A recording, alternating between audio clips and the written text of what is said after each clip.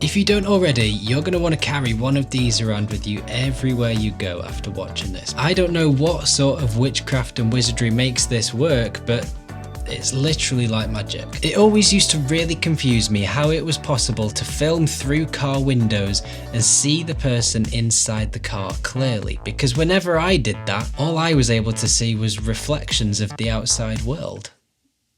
It's quite a good name for an album. So those times that you've been looking through your images and you've noticed you've got loads of reflections and glare on windows or on water, it's because of this.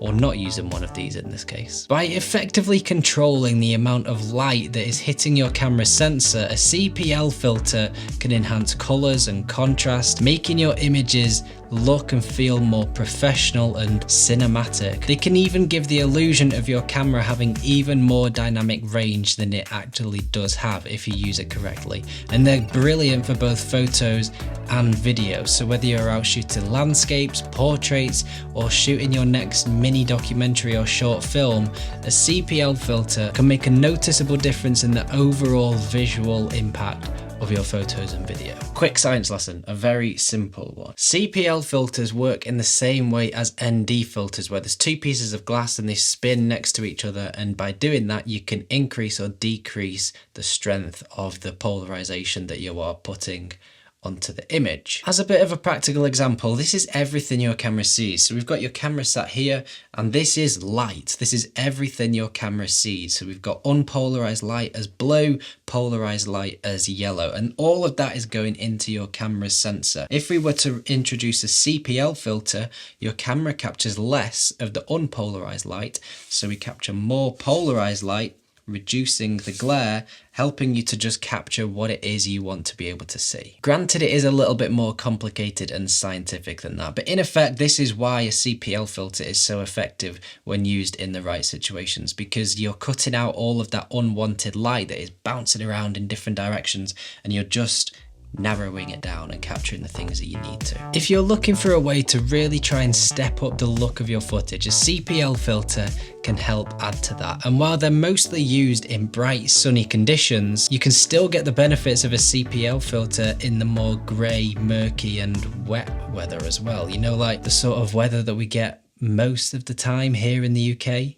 even in the summer. You can use them to cut through the glare on leaves or even reduce the cloud reflections in lakes. And they're really useful for subject separation as well, because you're capturing much less of that distracting light. It is well worth having one of these in your camera bag available to you, and I think you will genuinely be surprised at how much you end up using it, especially if you're into things like car photography, because they're pretty much an essential piece of kit for car photography and reducing the reflections in paintwork and windows. That being said though, as great as these are to have in your bag available to you whenever you need them, you do need to be a little bit careful with how you use them, and there's a few things to consider. One of them is that they shoot best when you are shooting at an angle to your light source. Now if you're shooting outside, that is more than likely going to be the sun. So if you are shooting directly towards the sun, you are going to get little to no impact of using a CPL filter at all. It's not going to do anything. That's purely just down to how light works, physics and all that stuff that I don't understand at all.